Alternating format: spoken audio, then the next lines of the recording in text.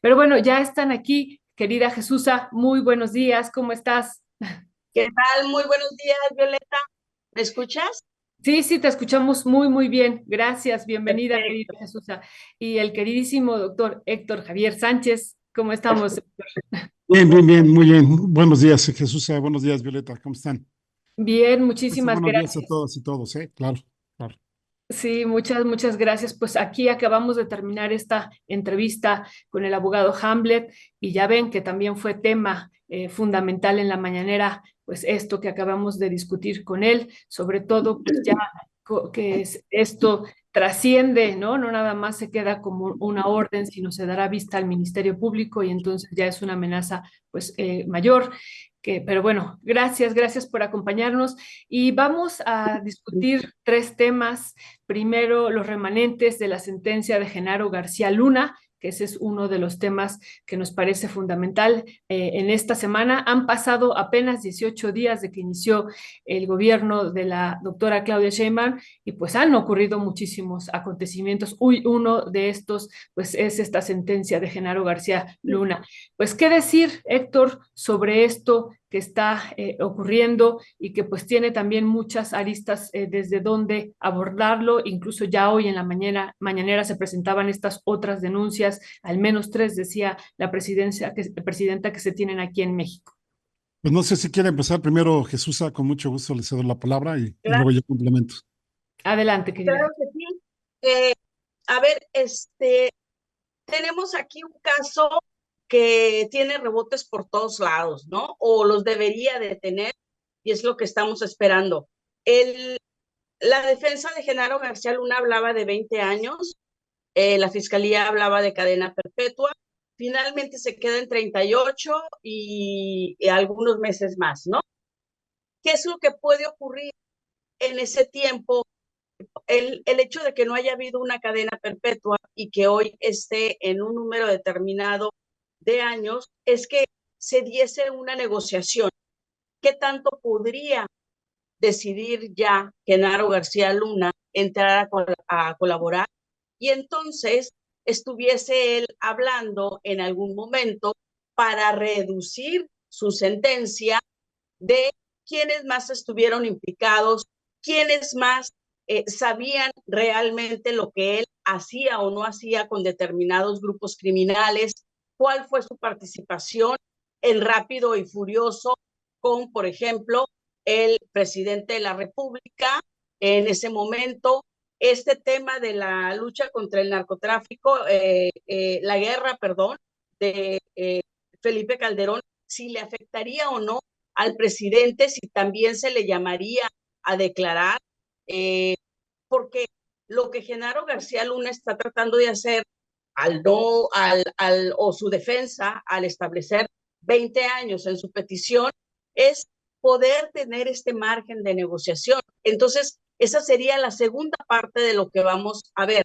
En el caso de su carta, que la que escribió y dio a conocer antes de que se emitiera la sentencia, bueno, pues nada más son parte de los fuegos artificiales que se estaban haciendo con un efecto básicamente para México, ¿no? Esto no iba a tener ningún eh, eh, ninguna resonancia en el juez a la hora de determinar, ¿no? Porque todo eso ya lo sabía el juez, que había sido condecorado, que él decía que era un hombre de familia, todo ese tipo de cosas. Pero cuando se mete con el tema del Poder Judicial, bueno, era obvio que el mensaje era para México. Era obvio que el mensaje era para la presidenta Claudia Sheinbaum, porque estaba hablando de un tema que tiene que ver directamente con ella. ¿Ok? Entonces creo que lo fundamental aquí es cuánto, hasta dónde estará dispuesto Genaro García Luna a hablar de toda la gente que sí sabía de sus andanzas. Por ahí leí una entrevista que tuvo Jesús Esquivel en el año 2020 con la ex representante de Estados Unidos, con eh, ¿cómo se llama esta? Jacobo, ay, ahorita me acuerdo el nombre, donde hablaba ella de que Estados Unidos ya sabía de lo que en lo que andaba involucrado García Luna, pero pues, que tenían que seguir Roberta colaborando con Jacobson, él. ¿te refieres a ella? ¿A ¿A quién? Jacobson? ¿A No te Roberta? escucho. Sí, justamente ella. Jesús Esquivel le hizo una entrevista ya por el año 2020 que se publicó en la revista Proceso y ella habla de esto, ¿no? Que ellos ya sabían que tenían nexos con el crimen organizado. Entonces, todo lo que nosotros estamos esperando ahora es hasta dónde va a estirar la liga Genaro García Luna, ahora sí, para reducir su condena, ¿no? Porque finalmente ya se ha determinado y luego podríamos hablar de los dichos de el expresidente Felipe Calderón, ¿no? Ujú. Esto de entrada. Muy bien en este primer saque, muy bien, muy bien. Pues Héctor, tienes toda la palabra también para analizar Gracias. esta Pues sentencia. complementando, ¿no? Ahora sí que ni muy, muy, ni tan, tan, ¿no? Lo dejaron así como intermedio, a pesar de que, bueno, 460 meses que representan un poquito más de 38 años, pues tampoco es, ahora sí que, pues nada despreciable, ¿no?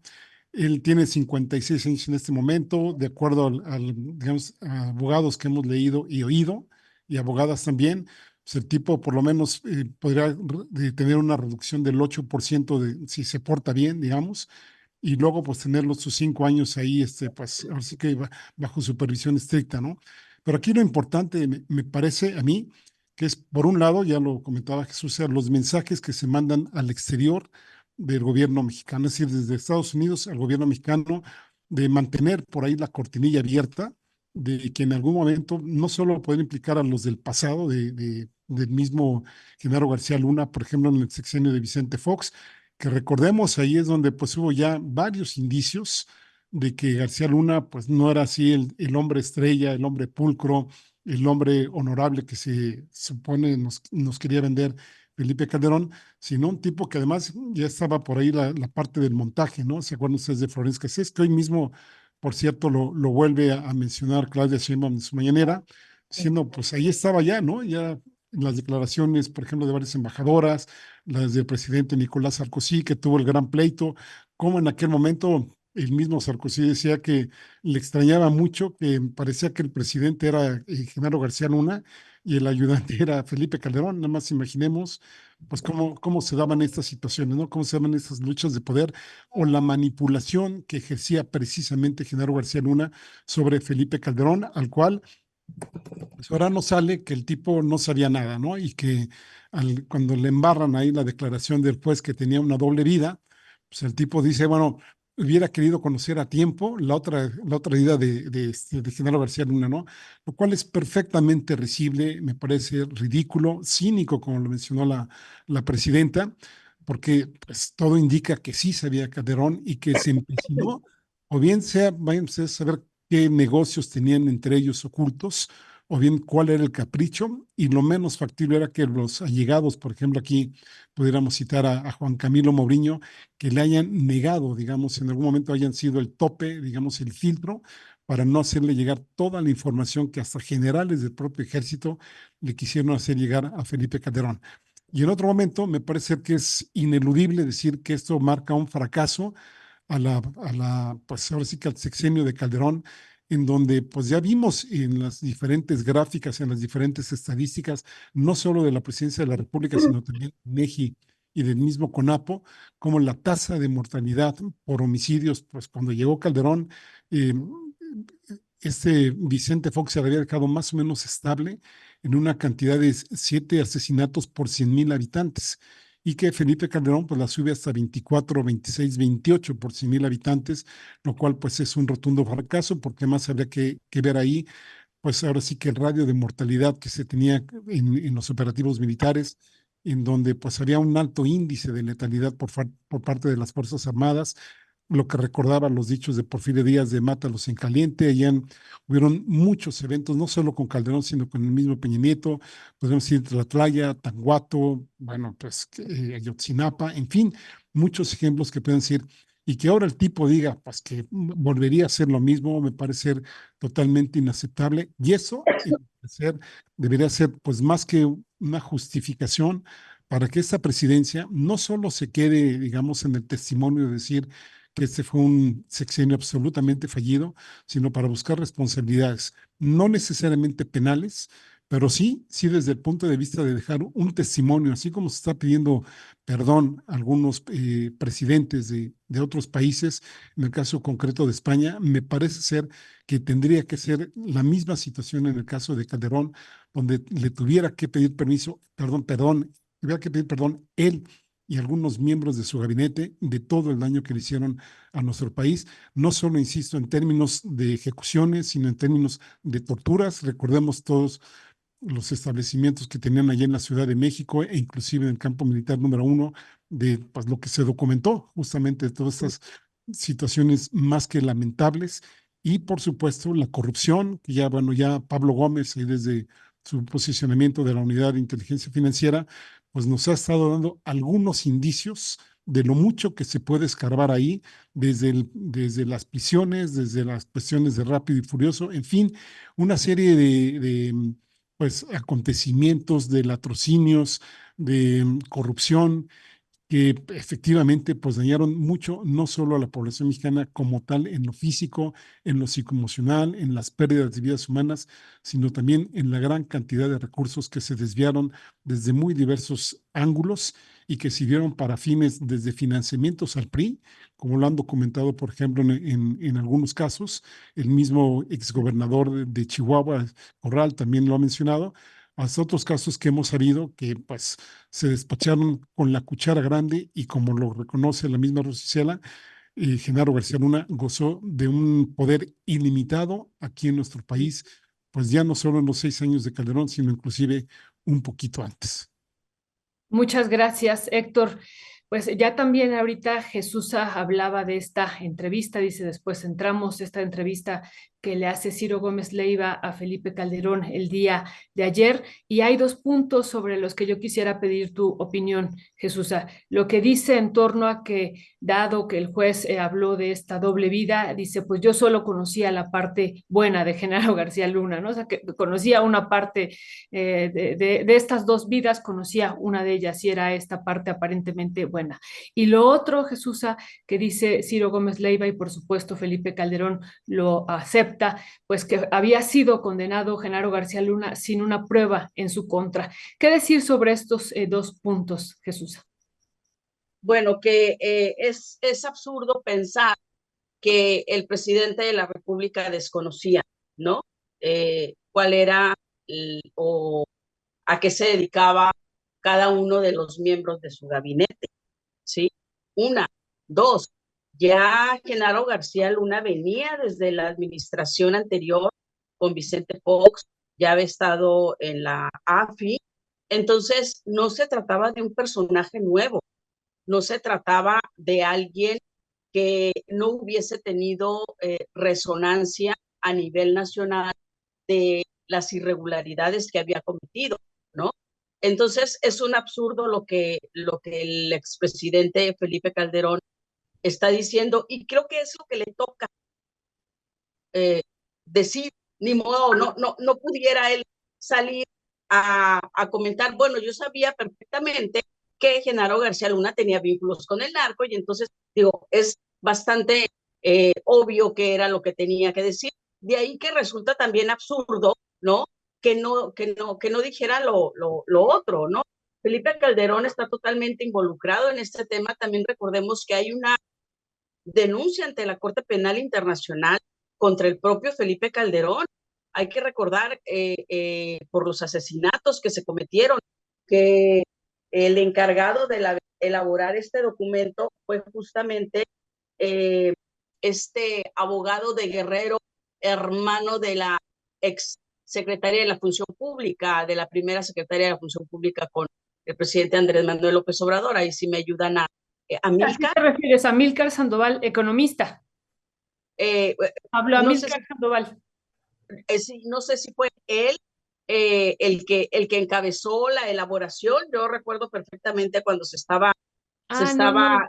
Tú te refieres al abogado, ¿verdad? Sí, sí, sí. ajá, A Netzaí Sandoval.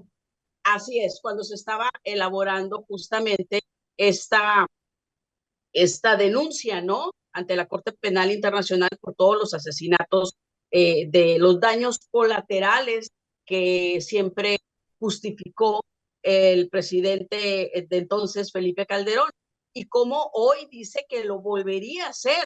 O sea, hay una denuncia contra él, fue de todos conocidos, todas las personas que murieron en ese camino, en ese andar. Recordemos, creo que uno de los primeros fue justamente en Sinaloa, en un retén, ¿no? Donde muere toda una familia que no se asustó cuando vio el retén, no se quiso detener y bueno, los mataron a todos los integrantes. Los de la universidad, esos fueron los sonados, los que retumbaron entre todos nosotros, ¿no? Y eso lo sabe la población. O sea, Felipe Calderón habla como si él hubiese gobernado en otro país, ¿no? Como si nosotros no tuviésemos un recuerdo claro, donde hoy, como lo dije la vez pasada, se los recuerdo, los sicarios que tenemos hoy son los hijos de aquella guerra, ¿no? Son los que se quedaron, muchos de ellos huérfanos, que continuaron con este tipo de agresiones, ¿no? Porque a sus papás los mataron, ya sea que participaron en el crimen organizado, ya sea porque por algún daño colateral, como él les llamó, pero o fueron esos niños que en las escuelas estaban aterrorizados cuando había los enfrentamientos y que eso valga la pena recordarlo, que es a mí lo que, una de las cosas que también me preocuparía con esta nueva participación de la Guardia Nacional, ¿no? Que pudiese haber estos daños colaterales, porque la gente pues se pone temerosa, te hacen un alto y avanzas, ¿no? Pero en este caso, a mí lo que quisiera ver es si dentro de estas negociaciones va Felipe Calderón. El, el gobierno norteamericano también se siente doblemente ofendido, creo yo, porque la propia eh, estrategia que ellos tuvieron de rápido y furioso, que fue aceptar introducir armas aquí supuestamente para darle seguimiento, fueron algunas de esas armas con las que se mataron algunos agentes norteamericanos.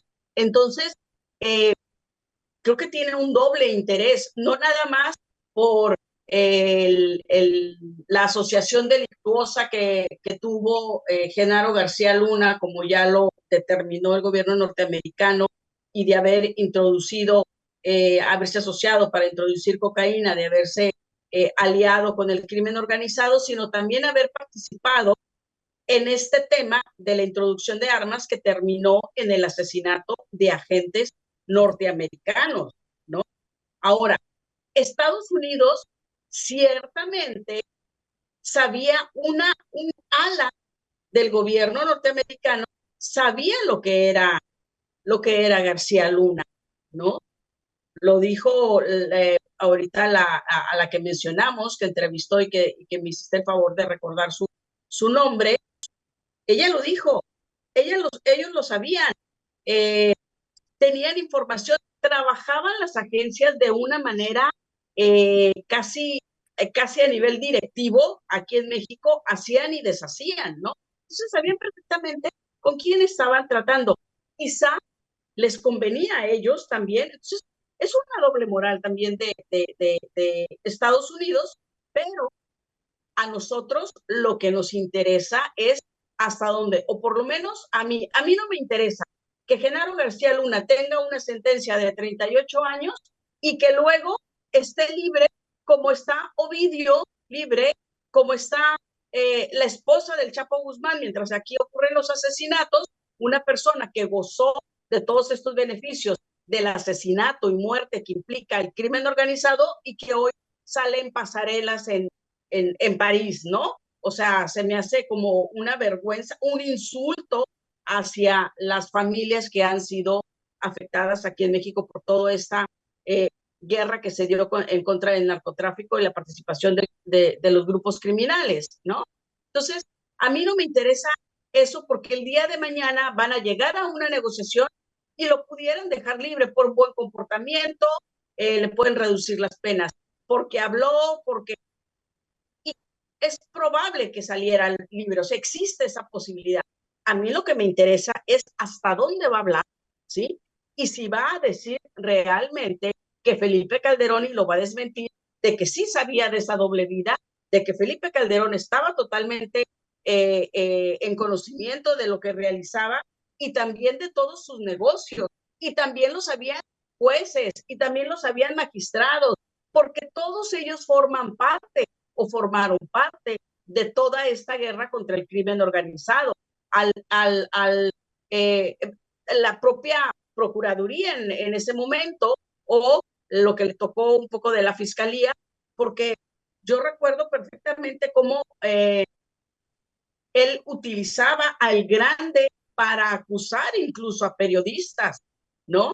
De que participaban o insinuar, en algún momento insinuó que la revista Proceso estaba vinculada al crimen organizado cuando detienen y ponen la revista como una de las cosas que se habían decomisado. Entre las armas y todo estaban los especiales del narco de la revista Proceso, ¿no? Entonces, creo que todo el mundo sabía de eso. Es más, hay que recordar, esa es una parte muy, muy interesante cuando a Noroña le dicen en su comparecencia, le dice en su cara, lo tiene a un lado y le dice, sabemos quién es usted, sabemos de los vínculos que tiene con el crimen organizado. Entonces, nada de esto puede decir ahora Felipe Calderón que no lo sabía, a lo mejor es que se quede callado, porque obviamente no puede decir que sí lo sabía, entonces mejor quédate callado, mejor no digas nada, porque actúas con un cinismo, actúas con una desvergüenza, una desfachatez, pero además actúas poniendo el dedo en la llaga entre todas las personas que resultaron afectadas. O sea, dice, lo volvería a hacer, o sea, no me importa si seguimos, si se siguen matando familias en pos de disque el ataque de el crimen organizado, ¿no? No, pero sí lo dice Jesús ahí, por supuesto lo va a seguir diciendo, ¿no? Nada más habría que ver que ahora lo único que está diciendo él es que no tuvo la evidencia. Recordemos que aquí en México, pues estaba el general Ángeles de Guajardo, el mismo Diego Fernández Ceballos en algún momento pues, habló de que si no sabía algo de General García Luna, es que era un imbécil o era un inepto, digamos, para ocupar la presidencia de la República, ¿no? Yo aquí quisiera añadir dos temas que me parecen muy importantes, ¿no? Por un lado, el proceso que se siguió en Estados Unidos, que fue evidentemente ante los ojos de nosotras y de nosotros, pues muy decepcionante. Si ustedes recuerdan, pues se hablaba de que 1 millón de páginas que se tenían ya hechas, pues que tenían una evidencia material y documental. Puf, así que prácticamente lo podían hundir hasta pues varias, pues no sé, ¿no? Varias cadenas perpetuas, ¿no? Y que finalmente pues no tuvimos nada de estas cosas. Bueno, ni siquiera la mitad de los 70 testigos que iban ahí a acudir a dar su testimonio, y que pues básicamente fueron muy pocos, algunos de ellos el rey Zambada, el grande Villarreal, el diablo Beitia y bueno, el lobo Valencia, entre otros que además en algunos momentos se llegaron a contradecir, con lo cual esto a Calderón, por supuesto, pues le da cierto margen para él como buen sociópata, que le vale el sufrimiento de las demás personas, le vale lo que haya dejado, las estelas de dolor y de muerte que haya dejado, parece que no le importan, solo intenta salvarse él mismo y bueno, ya ni siquiera a los suyos, ¿no? Sino primero él, después él y luego él, porque bueno, ya vemos cómo está su dinámica familiar que pudiéramos observar inclusive con la esposa que está todavía aquí en México. Entonces el tipo dice, pues no, sí me decían, pero pues no me presentaron ninguna evidencia, ¿no? Pareciera ser que no ha leído la historia de los anteriores presidentes, una frase que se le atribuye a López Portillo cuando pidió que se buscara a cierta persona por corrupta, que llegaron sus ayudantes y le dijeron, pues no le encontramos nada, ¿no? Y lo voy a decir literalmente como se le atribuye la frase, que dijo, les pedí que lo buscaran por corrupto, no por pendejo, ¿no? Entonces, si estas cosas Calderón no las entendía, pues entonces, ¿para qué quería ser presidente de la República? A lo mejor como un títere de otros intereses, por ejemplo, del mismo poder empresarial y del mismo Estados Unidos, que ya vimos que le abrió la puerta de par en par. Y ahí viene, y lo hilo al otro punto que quisiera comentarles, que en algún momento si Genaro García Luna decidiera abrir la boca, ¿qué tanto, digamos, estaría hablando de cuestiones digamos, reales, pero también ficticias. Y lo menciono esto porque en algún momento dado puede estar tratando de embarrar al gobierno actual.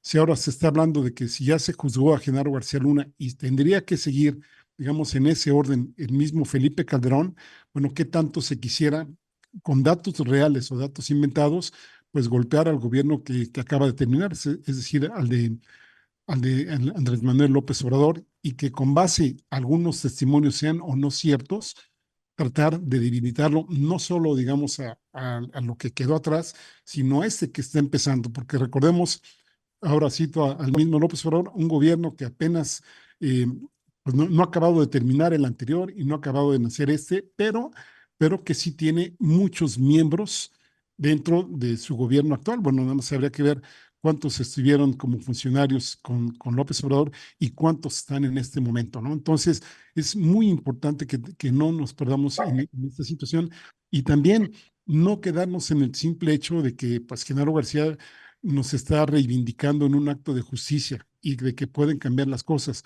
porque al igual que pasa con algunos otros miembros de cárteles que los descabezan, que quitan a uno, pero luego surge otro, me parece ser que está pasando de la misma manera. Genaro García Luna lleva 5 años ahí en prisión, a los cuales habría que descontarle a los 38 que ya tiene, pero pues el narco ha seguido funcionando. Es decir, Genaro García Luna solo era un peón más, un elemento más, con muchos privilegios, pero que a final de cuentas la estructura del narcotráfico sigue operando aquí en México y desafortunadamente cada vez más atomizado y cada vez con más luchas intestinas, ya no solo entre los distintos grupos que hay, sino dentro de los mismos grupos, como lo estamos viendo ahora con el cártel de Sinaloa. Sí, Muchísimas creo, gracias, Héctor. perdón, Nada más, perdón, Jesús, porque va a entrar ahorita en un minuto, va a entrar el abogado David Peña con nosotras y nosotros para abordar este otro tema, pero bueno, en lo que entra, adelante, querida Jesús, nada ok, más. nada más quería cerrar ahorita que estuvo Pablo Gómez de la Unidad de Inteligencia Financiera, pues recordar cuando habla, critica toda la reforma al Poder Judicial, Genaro García Luna, pues él también se ha visto beneficiado, él y su familia. Recordemos que la Unidad de Inteligencia Financiera sacó toda una serie, congeló cuentas de la familia, de la esposa, de Palomino, uno de los hombres más cercanos a Genaro García Luna, y fueron justamente, fue el Poder Judicial, fueron algunos jueces quienes ordenaron liberar, ¿no? Ese bloqueo de cuentas. También por eso podemos entender cómo las razones por las cuales está hablando Genaro García Luna en su carta, cuando previo a la condena, que, que se estaba desbarazando el Poder Judicial. Pues claro, si él era uno de los beneficiados, ¿no? También en todo este proceso. Sí. Sigue teniendo gran parte de sus recursos libres, que los tiene su esposa. Y la burla del Poder Judicial de desbloquearle las cuentas a la esposa el mismo día que lo declaran culpable, ¿no? Qué bien, Sí, ¿no? que Ajá. es Qué padre. otro tema enorme. Ujú. Pues bueno, vamos ahorita a regresar a este y a otro tema que nos parece muy, muy importante y que yo les quería preguntar después a ustedes si hemos escuchado estas declaraciones, ¿no? Por parte del juez de que no era como el Chapo, sino era peor, ¿no? Que él era el cártel de Sinaloa.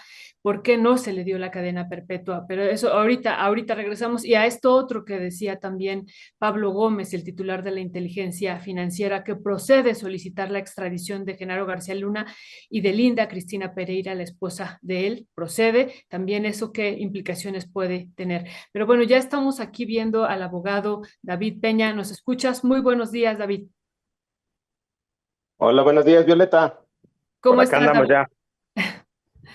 Gracias por tomarnos la llamada así de repente que te buscamos en la mañana. Y pues para este tema que ya hemos empezado a discutir también con el abogado Hamlet García Almaguer, si es procedente o improcedente bajar esta publicación de la reforma al Poder Judicial del Diario Oficial de la Federación. David, ¿cuál sería tu opinión y valoración? Y sobre todo, pues porque se está diciendo que esto podría tener también otras consecuencias ya en otro orden. A ver, mi querida Violeta, primero agradecer la oportunidad de estar en esta bonita su mesa insurrecta, autónoma, independiente, con Jesús, con Héctor Javier. Gracias por la oportunidad de compartir unos minutos. Y mira, yo creo que, a ver, no me quiero poner muy abogadil, porque luego me dicen que me pongo a dar clase aquí de abogañol, ¿no? Pero, a Ajá. ver, yo primero colocaría, o sea, brevemente para entender este punto de la suspensión, de esta última suspensión que se dictó, de la que habló la presidenta hoy y la consejera jurídica. Eh, Brevemente, digamos, se ha dicho en términos genéricos que no procede el juicio de amparo en contra de una reforma constitucional. Ya lo hemos dicho, en contra del fondo de la reforma constitucional, es decir, de los contenidos de la reforma constitucional, no admite un juicio de amparo, pero sí admite en cuanto al procedimiento, es decir, tú puedes cuestionar el procedimiento por vía de amparo. Esa es una primera genérica que se ha utilizado en forma totalitaria, es decir, no procede ningún amparo contra la reforma judicial, ahí es parcialmente cierto, no contra los contenidos, pero sí contra el procedimiento. Segundo, el procedimiento legislativo y el procedimiento de reforma constitucional formalmente termina con la publicación en el diario oficial, es decir, tú no podrías impugnar un proceso de reforma constitucional si vas a impugnar el procedimiento, porque ya dijimos que no se puede impugnar el fondo, el procedimiento no podrías impugnarlo antes de que concluya el procedimiento formalmente legislativo, que concluye con la publicación en el diario oficial. ¿Por qué? Porque estarías impugnando el acto del legislativo antes de que se formalizara o se concluyera todas las etapas de lo que incluye la reforma constitucional. Y esto es importante porque desde mi particular punto de vista, yo he analizado, digamos, que todos los amparos y las suspensiones interpuestas y concedidas en contra del procedimiento de reforma constitucional antes del 15 de septiembre, todas, ahí sí todas son inconstitucionales, no tienen ningún asidero legal. ¿Por qué? Porque no puedes impugnar un proceso de reforma constitucional cuando el proceso de reforma constitucional no ha concluido. No sé si me explico, digamos, no sé si me hago bolas, ¿verdad? Ahí me dicen que sí, aquí los maestros, entonces voy bien. Les sigo. Y desde mi valoración, los juicios y las suspensiones interpuestas después del 15 de septiembre que se publica la reforma, ahí sí tendrían cierto efecto para poder revisar el procedimiento que concluyó formalmente el 15 de septiembre con la publicación. Entonces, estas suspensiones habría que revisarse cuándo se interpuso el amparo, cuándo se concede la suspensión. Digamos, a mí me parece que es un parámetro primero de valoración. Segundo, las suspensiones son concedidas en términos generales, no para esta reforma, sino en términos generales del amparo, para evitar que se consumen actos, se le llama de imposible reparación, es decir, actos que se constituyan como violaciones a los derechos humanos o violaciones antes a las garantías individuales, ahora violaciones a los derechos humanos de imposible reparación, o bien cuando ya sean actos consumados que no pueden, y el término es retrotraerse en el tiempo, es decir, que no pueden echarse para atrás en el tiempo. Por ejemplo, yo me amparo contra el AIFA, ¿no? Y entonces dicen, me conceden una suspensión provisional y una suspensión definitiva en contra de digamos, de la delimitación de los terrenos del AIFA. Pero cuando yo interpuse mi amparo, al momento en que me lo concedieron, a lo mejor ya pasaron un año. Ya se determinaron los terrenos, se trabajó en los terrenos, se expropió en los terrenos. Entonces el amparo ya no tiene un sentido ni un efecto útil. ¿Por qué? Pues porque ya pasó el efecto útil que buscaba garantizar o proteger esos terrenos y quedó atrás en el tiempo. Lo que estamos viendo ahora es esta suspensión tiene un efecto extraño porque le ordena, regreso al punto del efecto, perdón, de la suspensión. Cuando se busca la suspensión o cuando se conceden estas suspensiones, insisto, es para buscar o evitar un acto de irreparable o un acto mayor a la afectación a los derechos humanos. Las suspensiones que se están concediendo en torno a la reforma, no, en torno a la Constitución y sobre el procedimiento de reforma constitucional del Poder Judicial, van argumentando o intentan argumentar que hay posibles violaciones que podrían afectar los derechos de las personas trabajadoras del Poder Judicial.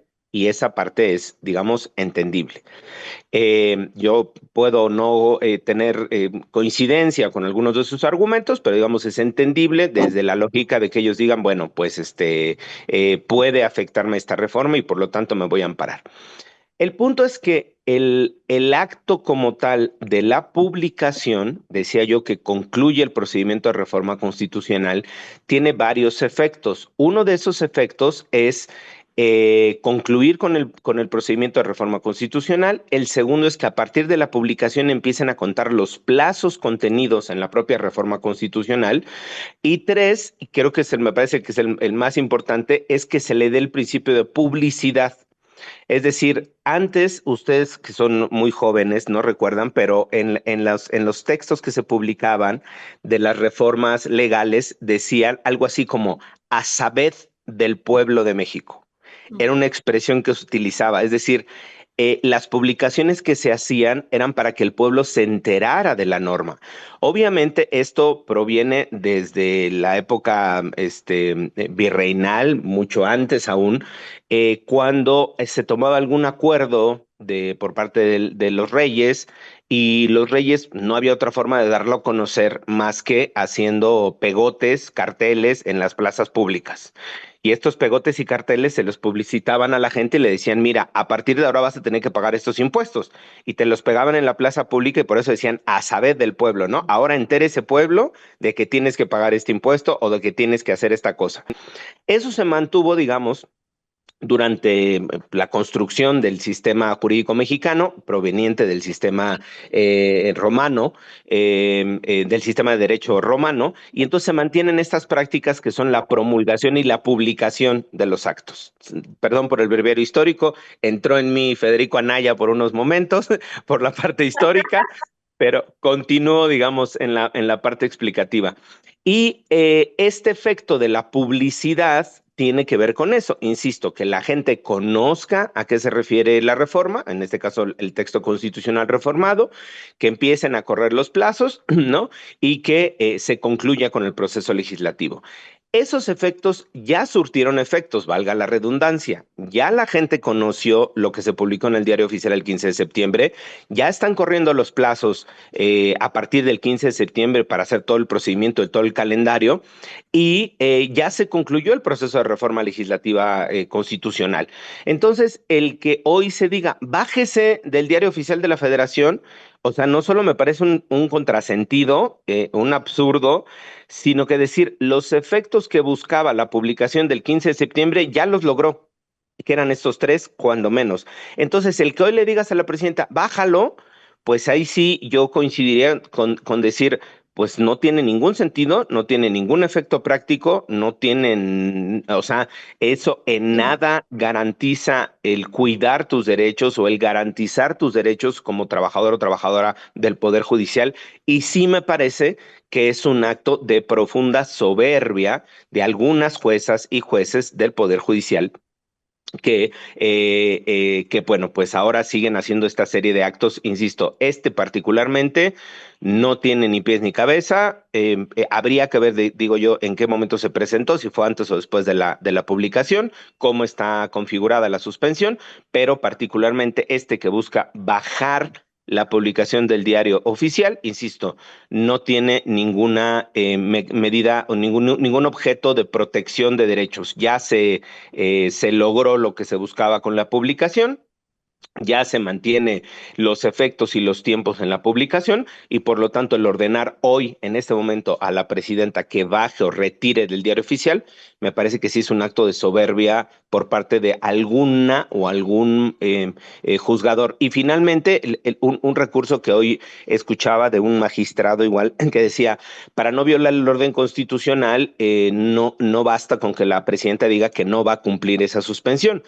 Y decía el juzgador, que impugnen la suspensión ante un tribunal colegiado para que siga los cauces legales y un tribunal colegiado le diga si tiene la razón la presidenta o no, y si no, una Suprema Corte le diga si tiene la razón o no. Y me parece que ahí igual es jugarle a un absurdo de decir, la Corte que ya se ha expresado, cuando menos en mayoría de 8 votos en contra 3, digamos, en contra de la reforma, o ha expresado que está en contra de la reforma, la mayoría de los tribunales colegiados de circuito se encuentran en paro en contra de la reforma, y decirle a la presidenta, sigue el marco constitucional, impugna esta decisión, vete a un tribunal colegiado y vete a la Suprema Corte y que ellos determinen quién tiene la razón. Me parece que en este momento de esta crisis, el invocar que se sigan los cauces legales ordinarios, me parece que también es invocar una petición bastante absurda, ¿no? Y miren que yo aquí me han acusado en múltiples y reiteradas ocasiones de ser formalista, legalista, ¿no? Pero en esta ocasión sí me apartaría de mis propios criterios, de mis propios precedentes, justo para decir que no tendría sentido enfrascarnos en una discusión legaloide ante instancias del Poder Judicial que han expresado ya su posición en contra de este texto constitucional. Ay, me lamenté de un jalón. O sea, Gracias. Hace un buen rollo. Oye, o si sea, me dejan, lo que estás diciendo, perdón, en síntesis, es que es puro ruido lo que están haciendo. Yo creo que sí. Yo creo que sí es puro ruido para seguirle metiendo ruido literalmente al chicharrón. Tronido al chicharrón. bueno, Ajá. yo tengo 3 preguntas, David. Obviamente, pues las y los que no somos abogados ni este tipo de cosas, sí quisiera, en algún momento tú mencionaste que, o eso fue lo que entendí, por favor, corrígeme, que pues el proceso, digamos, sí se podía revisar, ¿no? La revisión del procedimiento, dijiste por ahí, ¿no?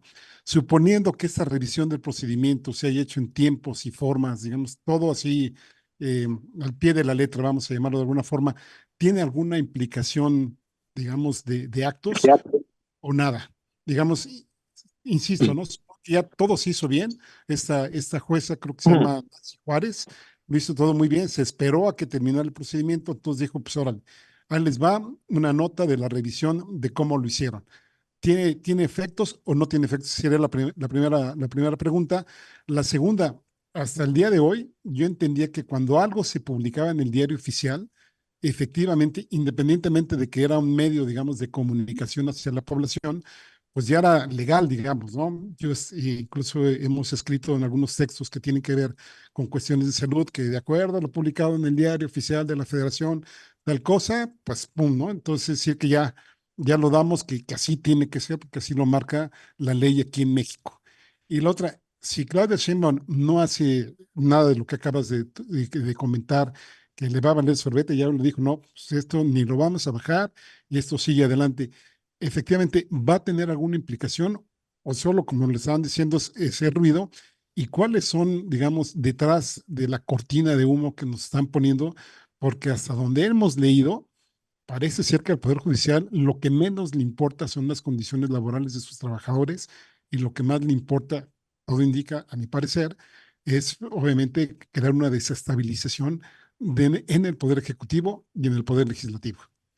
David, perdón, antes de que contestes, para que puedas contestar así de manera global, esta otra que se teje con lo que ha preguntado Héctor, en caso de que esta orden se desacate, se dará vista al Ministerio Público y hablan de un delito, que eso es algo que quisiéramos. También ya le habíamos preguntado al abogado Hamlet, pero también queremos tu opinión. Este delito que se establece en la fracción tercera del artículo 262 de la Ley de Amparo. Entonces, también esto, ¿cómo lo estarías tú valorando, David? Sí, mira, empiezo por esa parte última. El delito está considerado por incumplimiento de una determinación judicial, en este caso una suspensión. Procede que una vez que la autoridad que ha dictado la medida o la orden, en este caso la autoridad judicial, determina que no se ha incumplido, o que más bien que se ha incumplido una norma, un acuerdo que se haya dictado dentro de un procedimiento, digamos, jurisdiccional, cuando se da cuenta que se ha incumplido, da vista al Ministerio Público de la Federación. Eso es un delito, digamos, que está considerado ya en la propia ley de amparo, que es el incumplimiento de una determinación judicial. Es el Eh, desacato, ¿ah, David? Sí, sí, digamos que el desacato como tal es una figura más de carácter legal dentro del propio procedimiento entre las partes. Aquí lo que se hace es, se le da vista al Ministerio Público por la posible configuración de un delito, que es justo el delito de desacatar una resolución judicial o una determinación judicial, ¿no? Aquí un poco Hamlet Almaguer hace rato decía, bueno, pues yo creo en el buen juicio del fiscal Hertz Manero, de que no caerá en el engaño, no sé cuál, y yo no creería ni en el buen juicio, porque no creo que lo tenga, ni en la experiencia, ni en la buena de Hertz Manero, ¿no? Sino me parece que el remitirle eventualmente una denuncia en contra de la presidencia de la República, pues va a ser un poco complicado en términos constitucionales. Yo no sé, mira, honestamente, conociendo cómo se tratan las denuncias dentro de la Fiscalía General de la República, pues no me preocupa tampoco en lo absoluto, ¿no? No por el carácter político o la valoración del juicio que pueda tener Hertz Manero, sino porque si se presenta la denuncia, probablemente se enteren 3 o 4 años después que se presentó la denuncia, ¿no? Así como funciona la Fiscalía General de la República, o sea, tampoco es preocupante, digamos, esa parte, ¿no? Y regresando al punto anterior justo que decías, Héctor, ya no sé si fue la primera o la segunda, creo que una parte lo de la jueza. Mira, si la jueza lo hizo en tiempo y forma, digamos que fue, la impugnación se presentó después, el amparo se presentó después del 15 de septiembre, la suspensión está dentro de los términos. Yo creo que el efecto de la suspensión o la acción misma de la suspensión está rebasada en el tiempo. A mí me ha tocado en otros juicios o en otros procesos de otra naturaleza en donde me conceden una suspensión de un acto que ya quedó atrás en el tiempo, que ya no es, ya es inservible, digamos, la suspensión. Y creo que en este caso estamos en ese escenario. El decir hoy suspende, o sea, yo frasearía algo que no dice la jueza. Suspende la publicación en el diario para que no surta sus efectos. Ahí tendría sentido. Suspende la publicación para que no surta los efectos, es decir, para que no empiecen a cortar los plazos, para que no empiecen a echar a andar la maquinaria electoral para la elección de 2025. Ahí tendría un sentido suspensorio. Hoy decir, ni siquiera suspende la publicación, es baja la publicación, ¿para qué? Los plazos ya están corriendo, la publicidad ya se dio, la gente ya conoció. Insisto, el efecto útil de la suspensión, desde mi particular punto de vista, se suspende, ¿no? O se pierde más bien, ahí ya no tendría ningún efecto útil esta suspensión. Por eso yo decía que era mucho ruido al chicharrón, como decía Jesús, ¿no? Darle más ruido al chicharrón. Y en el primero de los puntos, si mi memoria no me falla, que decías mi querido Héctor, es, no, la publicación en el diario oficial da por concluido un procedimiento, ya sea de reforma constitucional, de reforma legal o un decreto o un acuerdo presidencial. Pero a partir de la publicación es cuando empiezan a correr los tiempos para impugnar ese acto. No es con la publicación que se consuma o que se valida el acto en sí mismo. Es decir, si tú quieres presentar un amparo, una controversia constitucional o una acción de inconstitucionalidad, corren los plazos a partir de que se publica en el Diario Oficial de la Federación. No implica que la publicación en sí misma le da validez a la norma o a la validez al acto, sino que dicen a partir de la publicación tienes, dependiendo del acto, 15 días si es, bueno, ya no me voy a meter en amparo, un tipo de amparo 15 días, otro tipo de amparo 30 días, o una acción de inconstitucional o una controversia constitucional 30 días hábiles después de la publicidad para impugnar el acto en sí mismo. Entonces, creo yo, y esta es una pregunta que viene, que no sé si viene, pero ya me estoy adelantando, ¿cuál sería la Suprema Corte de Justicia, hasta donde tengo entendido, hoy tiene 5 acciones de inconstitucionalidad, 4 acciones de inconstitucionalidad y creo una controversia constitucional en contra de la reforma a constitucional otra vez del Poder Judicial, ¿no? Ahora de la Constitución en las reformas del Poder Judicial. Ahí sí se corre el riesgo de que la Suprema Corte de Justicia llega un punto en el que analice la acción de inconstitucional o las controversias en cuanto al procedimiento de reforma constitucional y declare que esa reforma constitucional violó el procedimiento. Ese sí es un riesgo, no es una arrogación legal, no es un exceso de la Suprema Corte, porque estaría dentro de los tiempos, hay una ley para ello, hay facultades, están cumpliendo con las formalidades y los tiempos. ¿Cuál es mi valoración? Que a más actos relacionados con la reforma, más actos electorales para la elección de jueces, magistrados y ministros se vayan avanzando, se vuelve más complicada que la Suprema Corte de Justicia eventualmente pueda declarar la inconstitucionalidad de la reforma. No sé si me explico. Si llegamos a un punto, por ejemplo, de mayo del próximo año, donde ya tenemos comités de selección, filtrado del comité de selección, entrevistas.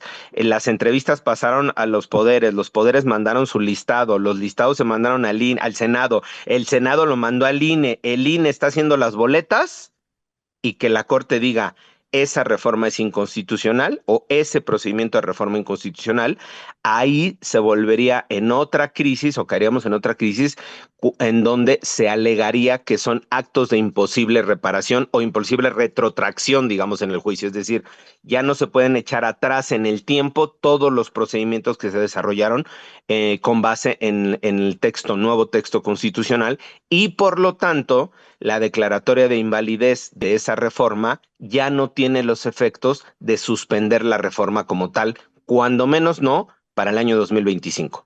Probablemente se puede cuestionar para el año 2027, pero a mí me parecía muy complicado que la Suprema Corte de Justicia en 4 meses o en 5 meses analice, resuelva, pare todo el procedimiento y diga no se hace la reforma del 2025, justo por eso, porque a más actos se vayan consumando, más difícil se vuelve parar una reforma de este tipo. Creo yo, y ahí miren que yo también he sido crítico de la forma en la que se está legislando muy al vapor, con muchos errores. Creo que se puede cuidar, una cosa no obvia a la otra. Alguien diría, ¿lo quieres rápido, lo quieres bien? Pues yo lo quiero rápido y lo quiero bien, ¿no? Que sería función del poder legislativo. Creo que lo que están apostándoles justo a eso, a ir avanzando mucho más, a involucrar a más autoridades, en el caso del INE, por ejemplo, que ya salió la conferencia de prensa ayer, a involucrar a más autoridades en el proceso y que eso vuelva prácticamente imposible echar abajo la reforma, aunque en algún momento la Suprema Corte de Justicia pueda determinar que hubo violaciones al debido proceso en cuanto a la forma en la que se votó este texto constitucional. Oye, David, así muy rápido, dos preguntas. Perdón, Violeta, Jesús. ¿No se supone que la Suprema Corte de Justicia de la Nación no tendría que haber dado entrada, digamos, a este tipo de procedimientos y peor aún, digamos, que fueron formulados algunos de ellos por los partidos políticos cuando ellos no tienen, digamos, la facultad jurídica de hacerlo? Y la otra, ¿no se supone también que una juez ya pidió que se pararan todos los mecanismos de las elecciones para el año que viene? Yo este último que dice, Héctor, no lo tengo en el radar. Si fue una suspensión de esos efectos, como parece todo, no lo tengo en el radar. Probablemente sí habrá alguno por ahí, pero no lo ubico. Y esto que preguntabas primero, ¿qué era el efecto de la suspensión o qué era lo primero que dijiste? Sí, sí, que no se supone que la Suprema Corte de Justicia no está Ah, facultada para dar no, sí, entrada a sí. este Yo, tipo de yo cosas. lo que decía es que estas acciones de inconstitucionalidad y la controversia que se presentó están en tiempo y forma. Ahí sí no podemos alegar una cosa de inconstitucional, de violación, no. Esas están en tiempo y forma. Se presentaron dentro de los 30 días después de la publicación. Hay instancias facultadas para poderlo presentar. Lo presentó el gobierno de Guanajuato, lo presentó un cabildo, creo que de Jalisco también. Lo presentaron algunos partidos políticos por lo que respecta al ámbito electoral, a la participación electoral, que ahí igual tienen competencia los partidos de presentarlo. El fondo ya es otra cosa. La Suprema Corte lo que hace el análisis preliminar ahorita es de forma. ¿Se presentó dentro de los 30 días? Sí. ¿Se presentó contra una ley o norma de carácter vigente, no sé qué? Sí, en este caso la reforma constitucional. Ok. ¿Lo presentaron entidades legitimadas? Sí. porque alegan cosas políticas los partidos políticos y la controversia y la acción otras autoridades. Ok, se admiten, punto. Solo se admiten a trámite. Ya el procedimiento, el fondo, recordemos que no hay la posibilidad, como hubo en otros momentos, de dictar suspensiones en estas admisiones, suspensiones de efectos generales. Es decir, ya se le limitó a la Corte también el que no pueda dictar en esta admisión de las controversias o de las acciones de inconstitucionalidad una suspensión de efectos generales como hasta hace un par de meses se había venido haciendo, porque aquí sí corríamos el riesgo de que al admitir la acción de inconstitucionalidad, la controversia constitucional de Guanajuato, el ministro o la ministra instructora dijera a manera cautelar, suspéndanse todos los actos relacionados con la reforma, todos los actos relacionados con la reforma, hasta en tanto no resuelva el fondo de la controversia constitucional. Y se pararía, ahí sí se tendrían que parar todos los actos. ¿Por qué? Insisto, porque coincidamos o no con la valoración de la Corte, son recursos legalmente presentados conforme a una ley, que es la ley del artículo 105, la ley reglamentaria del 105 constitucional, presentada por entidades facultadas, digamos, con derechos para presentarlo, y ahí sí no podría, o sería muy complicado que la presidencia o el Senado dijera, ah, pues no vamos a cumplir eso. No, porque aquí en estas suspensiones, esto me parece que sí hay bastantes argumentos, no solo políticos, sino jurídicos, para que la presidencia diga, pues no vamos a cumplir con esta suspensión. En el otro caso no. Por eso creo que se están yendo con mucha más cautela, incluso en las respuestas que están dando en los posicionamientos frente a los procedimientos que se llevan en la Suprema Corte de Justicia. Insisto, que son procedimientos hasta el momento de manera preliminar, presentados bien, legalmente. Insisto, no es el fondo, no estoy diciendo que tengan la razón, porque si no, luego me van a agarrar a mazazos ahí en el chat.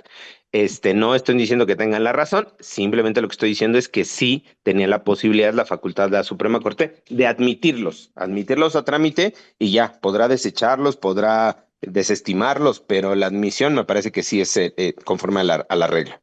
Bueno, te lo pregunté porque, perdón, Violet, sí, ya termino. Te lo pregunté porque la misma presidenta lo dijo en algún momento, ¿eh? Entonces, ¿esto nos llevaría a pensar que está siendo mal asesorada en términos jurídicos? Pues mira, yo creo que, a ver, la valoración creo que se tiene que hacer del carácter político y jurídico, pero si nos vamos solo a la valoración jurídica, insisto, las que yo he revisado, las que yo he conocido, fueron presentadas bien, en tiempo, en forma, contra una reforma, siguiendo las reglas del procedimiento y hasta ahí creo que la valoración que hizo más bien la presidenta o la consejería es por en cuanto a lo que toca de que son juez y parte de que no podría resolver la Suprema Corte de Justicia porque es juez y parte, y esa no es una valoración jurídica, es una valoración política, ética si quieren, pero no es una valoración jurídica. Si te vas a lo jurídico, te dice, ¿se presentó en tiempo? Sí. ¿La presentó quien estaba facultado? Sí. ¿La presentó con las firmas correspondientes? Sí. Punto. Eso es la parte formal. Ya lo otro, que ella diga, es que no pueden ser juez y parte y por lo tanto no tendrían que haberlo admitido, creo que es una valoración política, insisto, pero si me piden mi valoración estrictamente jurídica, porque para la grilla política, pues están ustedes dos meros, ¿verdad? Aquí, o sea, no me voy a meter, no voy a pisar los callos, ¿verdad? Ustedes son ahí los especialistas, mi querido Héctor. Gracias, Gracias, David. gracias. Muchas gracias, David. Jesús, ¿tú quieres hacer alguna pregunta? No, todo bastante bien entendido. Perfecto. Entonces, también agradecemos muchísimo las preguntas del querido Héctor. Yo tendría una última pregunta para cerrar, querido David, porque tenemos unos minutitos ya para el final de esta mesa y entrar a otra entrevista. Esto que escuchamos en la mañanera de que se va a presentar una denuncia en contra de esta jueza de Veracruz ante el Consejo de la Judicatura, ¿qué es lo que tú esperarías de esa denuncia? Y lo último que tú has dicho que me parece muy importante, bajar esta publicación no implica suspender el proceso, ¿no? Entonces, eso me parece también a mí fundamental, que se puede bajar la publicación del Diario Oficial de la Federación, pero continuar con el proceso. ¿Eso es así, David? Sí, en estricto sentido, la bajada, sí, el retiro de la propaganda ahora yo, el retiro del diario oficial, de la publicidad del diario oficial, no implica que se suspendan los actos subsecuentes de la reforma. Insisto, no tiene ningún efecto práctico, o yo no le veo ningún efecto práctico el que se baje la publicación, porque insisto, ya están los tiempos corriendo. Donde sí me parece que es un punto de preocupación es en algo que se dio ayer en el INE y que nos mandó el video Ernesto, no sé si se los compartió, donde una de las consejeras sí dijo que si hubiera suspensiones definitivas dirigidas al INE, sí podría el INE entonces acatar esas suspensiones y parar los actos relacionados con la preparación del proceso electoral del próximo año. Y esa sí me parece que va a ser otra gran batalla al interior del Instituto Nacional Electoral, porque va a haber, pues, cuando menos dos grandes criterios para decir, oigan, sí vamos a suspender o sea, sí podemos suspender el proceso o no, en función, insisto, de las suspensiones que se le están dando al INE. Creo que ahí la valoración del INE va a tener que ser también, como yo decía, la fecha en la que se presentó el recurso, cómo se presentó el recurso, quién lo presentó, o sea, meterse mucho en el análisis de fondo. Decían que había 140 suspensiones en todo el país, 140 suspensiones en contra de la reforma constitucional o los actos relacionados con la reforma constitucional. Lo que el INE está diciendo es, veamos cuáles de esas van a ser suspensiones definitivas y cuáles de esas suspensiones definitivas tendríamos o no que acatar. Entonces ahí creo que viene otro debate que va a ser también complicado al interior del Instituto Nacional Electoral para ver cuáles sí y cuáles no se cumplen.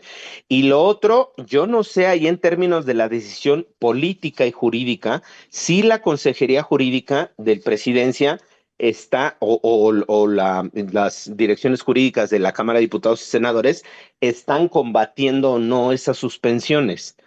Porque aunque a ver, aunque en términos de la narrativa es, no vamos a combatir esas suspensiones, o sea, no nos vamos a inconformar con esas suspensiones porque son ilegales, y yo compartiría ese criterio. Yo compartiría el criterio de no voy a combatir algo que es absolutamente ilegal, y alguien ponía el ejemplo, ¿no? Tienes una sentencia donde te dictan pena de muerte y entonces tú dices, me voy a amparar contra la pena de muerte. Pues no existe la pena de muerte, es inconstitucional, es inconvencional, pues ¿para qué te amparas o para qué te defiendes contra un acto que es absolutamente ilegal? Digamos, lo llevo al absurdo, ¿no? Pero aquí, en este resquicio que se abrió en el Instituto Nacional Electoral, sí se corre el riesgo de que algunas de esas suspensiones que son provisionales o fueron provisionales y que pudieran ser definitivas y que no sean combatidas, es decir, no sean inconformadas por la Consejería Jurídica o por los jurídicos del Congreso, pudieran quedar firmes y esas suspensiones mandarse al INE y el INE decir, yo no voy a calificar si es legal o no la suspensión. Lo que voy a calificar es si se impugnó o no.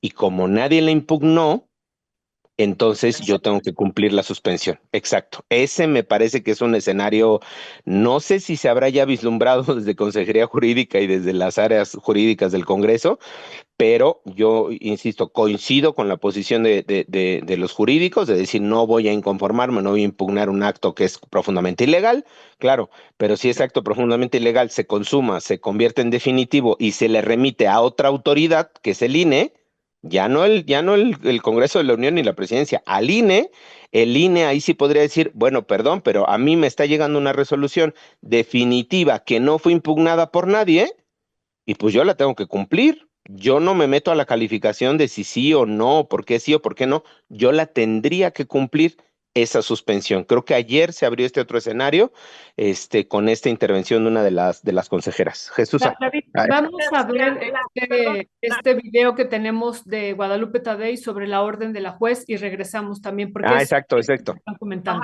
Vamos a ver. Claro que coloca en una situación de extremas acciones que tendría que tomar el instituto.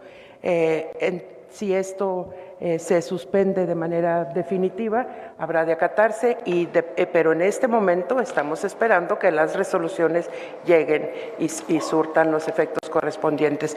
Sí, ¿cuál es la complicación? La complicación es justamente la complicación operativa, la toma de decisiones, la toma de acuerdos, la elaboración de reglamentación que también tiene que ser propia, por ejemplo, en materia de fiscalización, y eso lleva tiempo.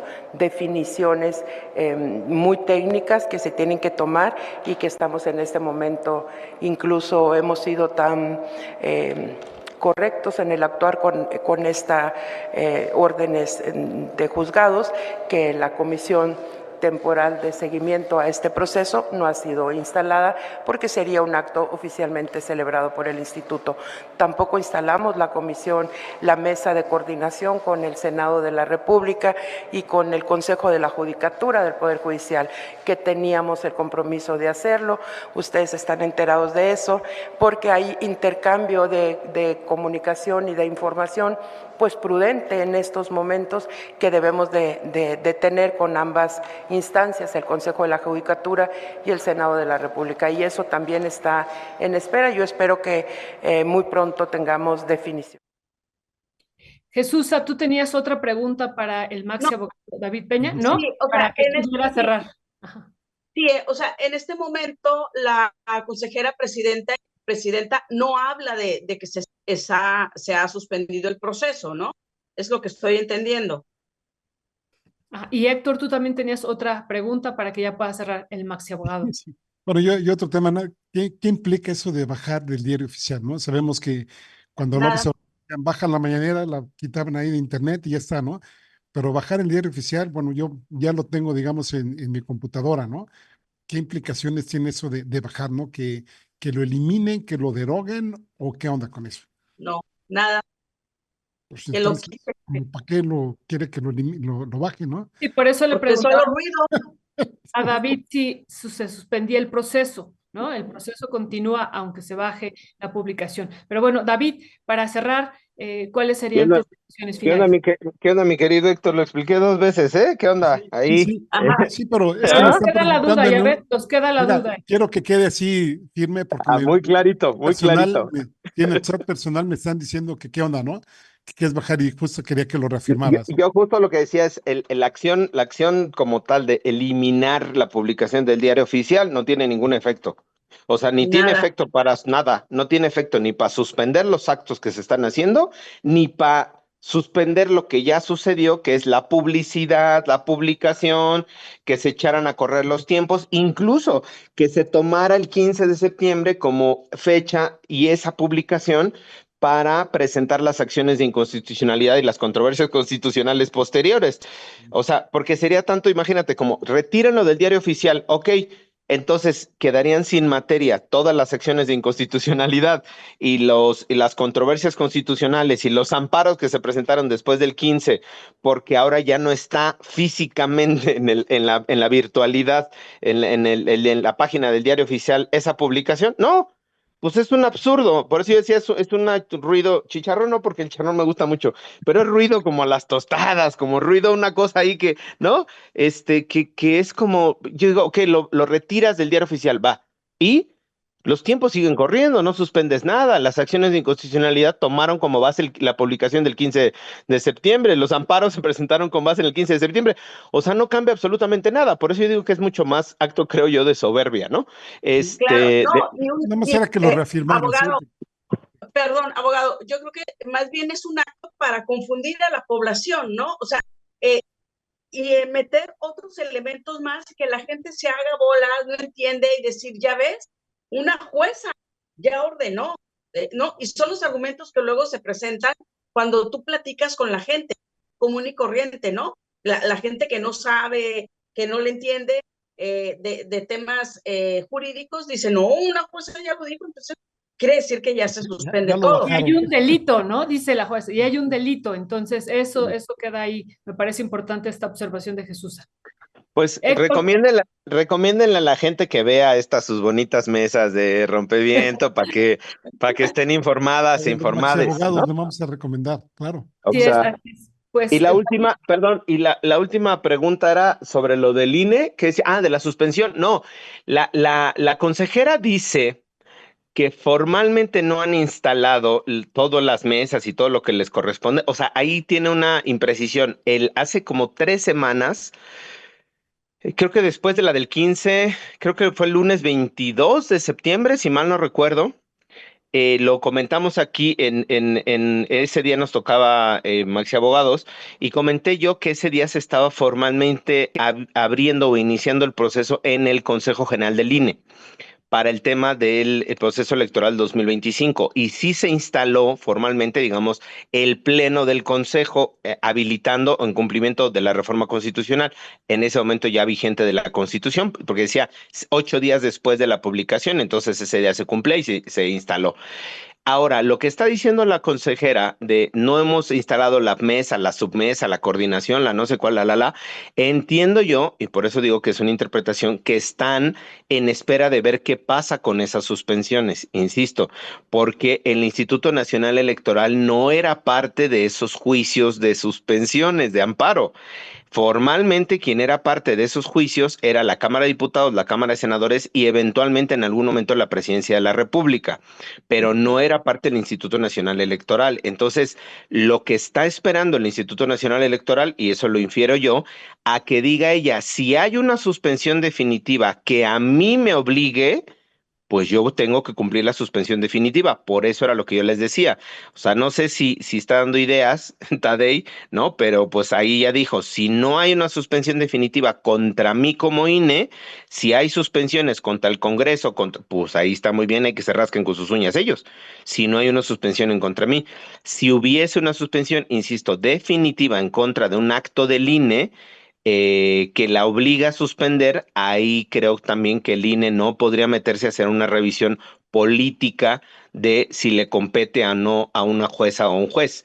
Tendría que acatarlo. Insisto, la diferencia es que el Congreso de la Unión, la Presidencia de la República, además de las valoraciones jurídicas, sí pueden hacer estas valoraciones políticas, pero el Instituto Nacional Electoral no, primero porque es un órgano colegiado, segundo porque es una entidad autónoma y tercero porque no creo que haya una unanimidad en la posición política que se mantenga al interior del Instituto Nacional Electoral, particularmente con este tipo de suspensiones, ¿no?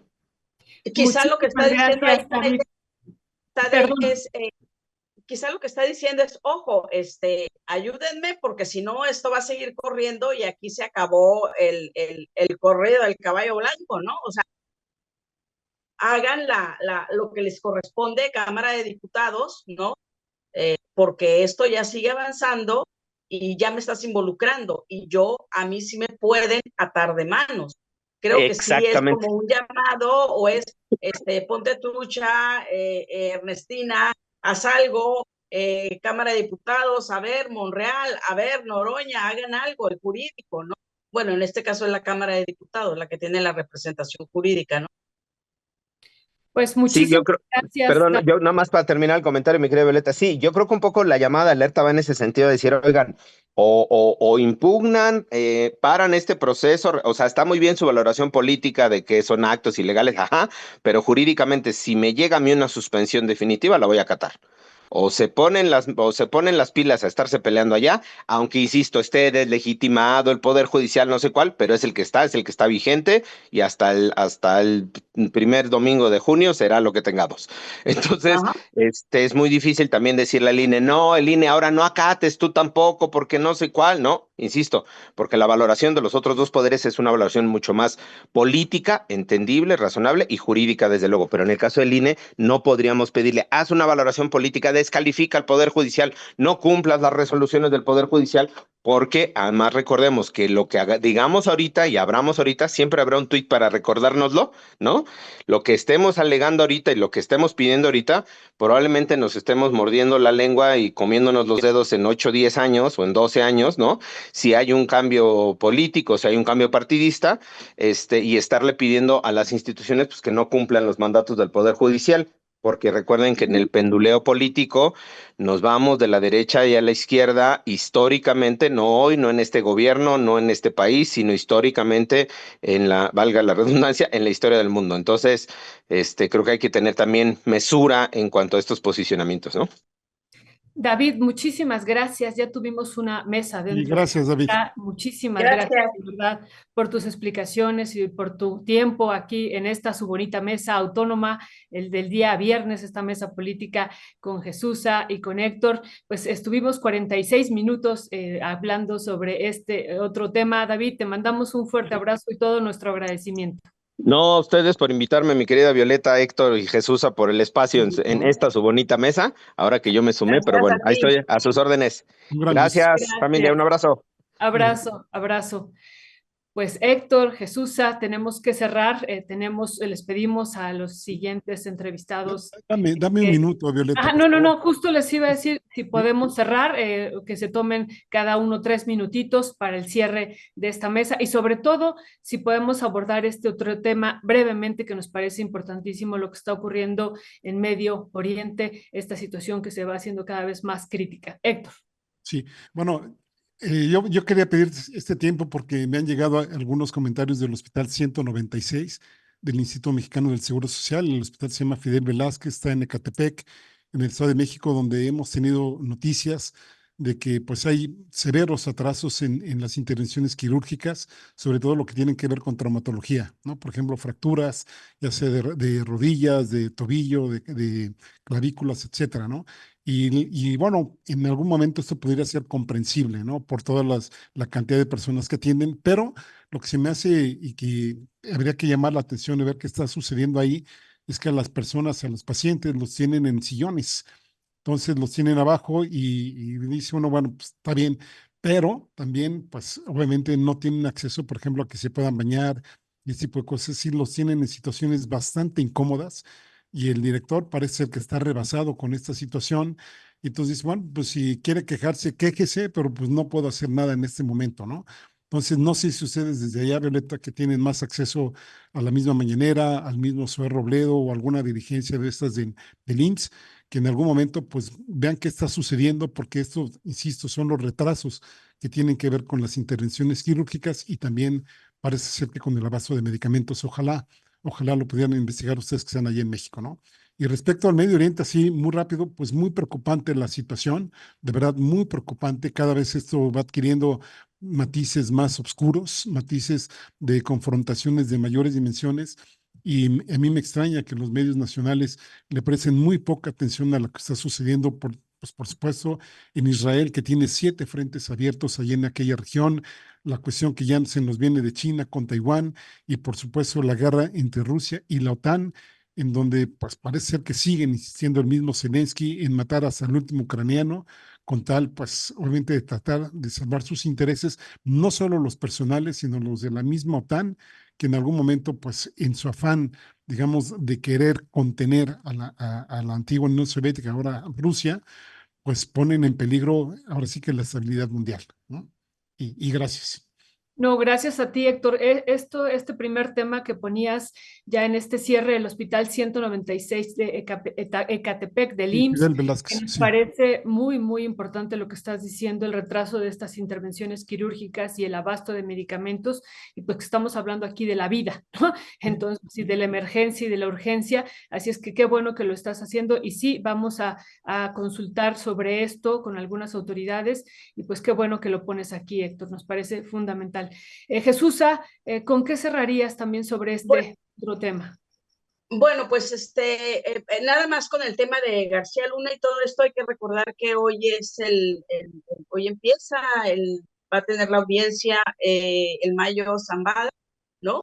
Y estaba viendo por ahí que Ovidio, el otro hijo de Joaquín Guzmán Loera, ya aparece en la Oficina Federal de Prisiones de Estados Unidos, ya aparece nuevamente después de 88 días que no había estado, entonces no está libre, está ahí. Y bueno, lo que tenga que decir el Mayo también va a afectarle seriamente, creo, a Felipe Calderón y también va a ser parte, todo esto formaría parte de las negociaciones que se pudieran tener con Genaro García Luna para que hable o no hable, ¿no? Eso es nada más para cerrar en ese tema, que hay que estar muy pendientes el día de hoy.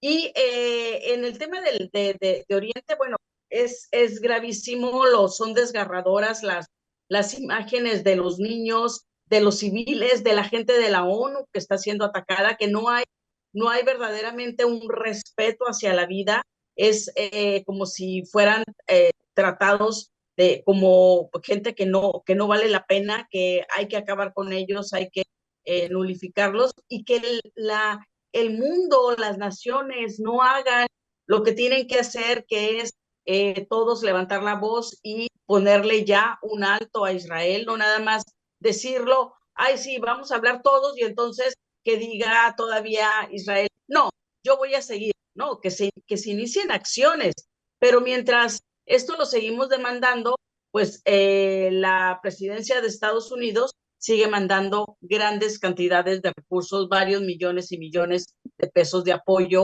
hacia Israel. Entonces vemos que esto no tiene fin y que Estados Unidos tiene muchísima responsabilidad mientras quiere ser el gran policía del mundo y también juzgar cuáles países son democráticos y cuáles no. Por otro lado, está apoyando un genocidio, ¿no? Ha sido Gaza, hoy es el Líbano y esto no tiene fin con Estados Unidos. Ellos también deberían de establecer un buen mensaje ahorita que están en un proceso electoral y hablar de que esos recursos, en lugar de estarse utilizando para seguir promoviendo las guerras, seguir dándole ganancias a las grandes empresas constructoras de armas, debería de estarlo utilizando para rescatar los altos, acabar o disminuir los altos niveles de pobreza y la gente que tiene, la gente de calle, ¿no? Que es muchísima y el nivel de pobreza también es bastante elevado en Estados Unidos. Es que no lo van a hacer, Jesús, porque no quieren ser los policías, quieren ser los dueños del mundo. Y ahora que viene subiendo esa organización comercial, vamos a decirlo de alguna forma, de los BRICS, que quieren desdolarizar el planeta, que lo cual me parece muy bien, pues no lo van a permitir, ¿no? O no quieren permitirlo más bien, ¿no? Bueno, Pues sí, entonces nos falta tiempo. Perdón, Jesús, ¿ibas a decir algo? No, ya, con eso cerramos, ya. Queridos, siempre nos falta tiempo, en verdad necesitamos un segundo, un tercer piso para seguir con temas, porque además abrieron más temas, el tema de los BRICS, el tema de las elecciones, el tema de lo del Mayo, que hoy inicia también este proceso ya frente a este mismo juez, ¿no? Que juzgó al Chapo y a García Luna, a Kogan, el juez Kogan, y bueno, pues muchos otros temas que han ustedes aquí puesto en este cierre, pues que seguiremos hacia el próximo viernes discutiendo esto y otros temas. Un fuerte abrazo. ¿Sabes qué tema también sería buenísimo analizar? Es el de la unidad de inteligencia financiera, que sí, no sigue actuando políticamente, y si se va a quedar Omar García Harfuch con este poder para que pueda funcionar toda su estrategia, ¿no? Vamos a ver qué nos dice el día 29, que se presente un avance ya de la estrategia de seguridad. Pues eso discutamos también el próximo viernes, me parece también un gran tema. Un fuerte abrazo, querida Jesusa, fuertísimo abrazo, querido Héctor, que todo vaya muy bien por allá y nos encontramos el próximo viernes.